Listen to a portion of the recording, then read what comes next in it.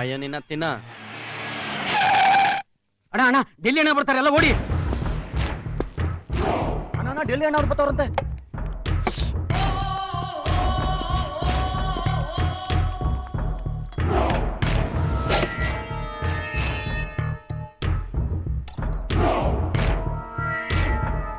ಏನ ನಾನ್ ಚಾಕು ಎಸಿದ್ರೆ ನೀನ್ ಅದನ್ನೇ ಫೋರ್ಕ್ ಮಾಡ್ಕೊಂಡು ತಿನ್ನಷ್ಟು ಪೊಗರ.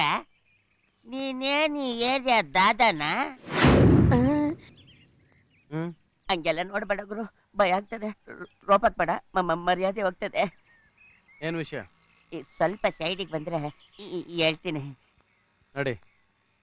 ಏನೇ ಯಾವ